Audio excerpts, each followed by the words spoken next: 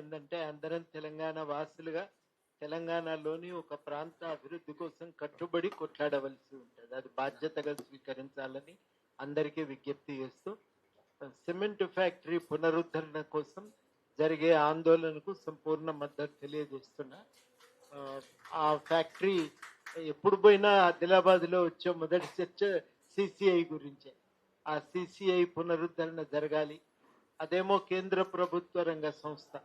మరి గతంలో ఉన్న ప్రభుత్వం అయితే మా రాష్ట్రానికి మీరు అప్పచెప్తే మేము దాన్ని నడిపించడానికి సిద్ధంగా ఉన్నామని ఒప్పుకున్నా, రాష్ట్ర ప్రభుత్వానికి ఇవ్వటానికి కేంద్రం ఒప్పుకోలేదు. మేమే తీసుకుంటాం, మేమే నడిపిస్తాం, మా బాధ్యతగా దీన్ని తెరిచి దీన్ని నడిపిస్తామని చెప్పి వాళ్ళు ఒక ప్రకటన చేశారు. ఇవాళ మనము చాలా ఆ బాధ్యతను కేంద్ర ప్రభుత్వం నిర్వర్తించాలని చెప్పి కోరుతున్నాం. వాళ్ళేమో అన్నింటినీ మూతబెట్టే ఆలోచనతో ఉన్నారు. మరి ఇప్పుడు తెరుస్తారా అంటే ఎక్కడ రాజకీయ అవసరం ఒత్తిడి ఉంటుందో అక్కడ తెరుస్తారు గ్యారంటీగా. ఆ రాజకీయ అవసరం కల్పించవలసిన బాధ్యత మన మీదే ఉంది. ఆ బాధ్యత కల్పించడానికి అందరం కూడా సీరియస్గా కంకణబద్ధులమై తిరుగుదాం. ఇంకా దానికి మించి మినహా ఇంకొక మార్గం అయితే ఏం లేదని చెప్పి నేను నమ్ముతా ఉన్నా. రాష్ట్ర ప్రభుత్వానికి కూడా నిజంగా రాష్ట్ర ప్రభుత్వ భాగస్వామ్యం వాళ్ళు కోరుకుంటే వాళ్ళు రాసిన ఉత్తరం ఏదన్నా ఉంటే ఒక కాపీ మనకిస్తే మనం ఆ ఉత్తరాన్ని పట్టుకొని రాష్ట్ర ప్రభుత్వం మీద కూడా ఒత్తిడి పెడదాం.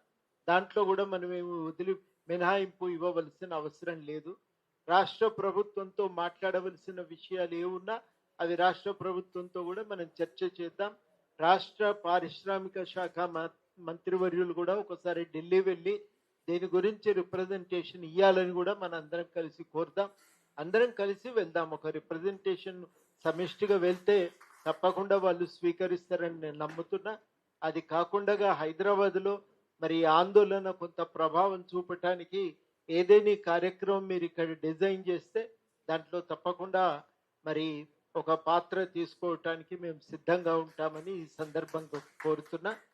మనం చాలామంది అనుకుంటున్నట్టుగా మన దగ్గర ఉపాధి కల్పన పారిశ్రామిక రంగంలో ఎక్కువ జరగట్లేదు. 10% లోపే పారిశ్రామిక రంగంలో ఉపాధి ఉన్నది. ఉపాధి కల్పన అత్యధిక భాగము సర్వీస్ సెక్టార్లో, సేవా రంగంలో, రియల్ ఎస్టేట్ రంగంలో 22% ఉపాధి ఉంది.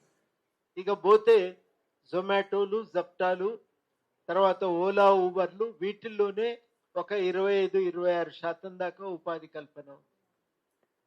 కాబట్టి ఉపాధి కల్పన ఇప్పుడు వ్యవసాయం నుంచి బయటికి వచ్చేటువంటి వర్గాలను భాగస్వామ్యం చేసుకోవటానికి పారిశ్రామికీకరణ తప్ప ఇంకొక మార్గం లేదు. ఆ పారిశ్రామికీకరణ ఏమో జరగట్లేదు. అది జరగాలంటే ఉన్న ఫ్యాక్టరీలను ముందు పునరుద్ధరించుకుంటూ కొత్తగా చిన్న సూక్ష్మ పరిశ్రమలను విస్తృతంగా మనం పెంపొందించుకోవాల్సిన అవసరం ఉంది. అది మన భారతదేశ ఆర్థికాభివృద్ధిని పెంపొందించడానికి అదొక్కటే ఏకైక మార్గం.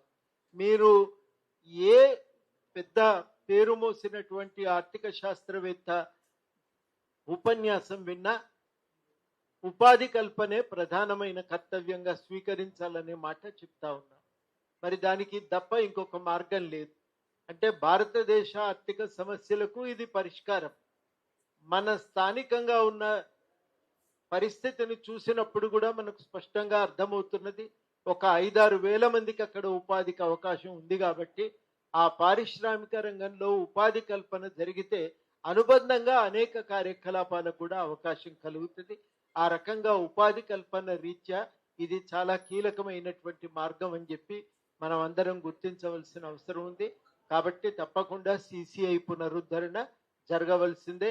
దాని పునరుద్ధరణ కోసం అందరం కూడా ప్రయత్నం చేద్దాం. మేము కూడా తప్పకుండా భాగస్వామ్యం తీసుకుంటామని ఈ సందర్భంగా హామీ ఇస్తున్నా. పైన కౌలు రైతుల సమావేశానికి వెళ్ళాలి, వెళ్ళకపోతే అదొక వివక్ష గురి చేస్తున్నారని అనుకుంటారు. మిత్రుడు వినోద్ ఇక్కడే ఉంటాడు. ఆయన ఆదిలాబాదు ముధోల్ వాస్తవ్యుడు కాబట్టి ఇక్కడ ఉంటాడు. ఈ కార్యక్రమం చివరి దాకా ఉంటాడు. ఏ కార్యక్రమం అయినా ఏ నిర్ణయమైనా భాగస్వామిగా ఉంటామని హామీ ఇస్తూ సెలవు. Thank you sir, thank you very much. ఏ సమాజమైనా ఆర్థికంగా ఒక రంగం నుంచి ఇంకొక రంగానికి షిఫ్ట్ అయ్యేటప్పుడు ఉపాధి కల్పన తప్ప మరొక మార్గం లేదని సిసిఐ పునరుద్ధరణ కోసం చేపట్టబోయే భవిష్యత్ కార్యక్రమాలన్నింటికీ కూడా తమ వంతు సహకారాన్ని భాగస్వామ్యాన్ని ఇస్తామని తెలియజేసిన ప్రొఫెసర్ కోదండరామ్ గారికి కృతజ్ఞతలు తెలియజేస్తూ ఇప్పుడు టిఎన్జిఓ పూర్వ అధ్యక్షులు శ్రీ కారం రవీందర్ రెడ్డి గారు ఉన్నారు. దీంట్లో ఈ సిసిఐ పరిశ్రమ పునరుద్ధరణ వెనక మూడు డిమాండ్స్ ఉన్నాయి. ఒకటి కంపెనీని పునరుద్ధరించాలనే దాంట్లో ఎంప్లాయీస్ డిమాండ్ ఉంది. తర్వాత అక్కడ ఉన్న భూములు ఇచ్చిన రైతులు అలా కొంత భాగం మాత్రమే కొని మిగిలిన మెజారిటీ భూమిని లీజుకు తీసుకోవడం జరిగింది. వాళ్ళ డిమాండ్స్ ఉన్నాయి, అక్కడ ప్రజల డిమాండ్స్ ఉన్నాయి. అన్నిటిని దృష్టిలో పెట్టుకుని మాట్లాడవలసిందిగా కోరుతున్నాను.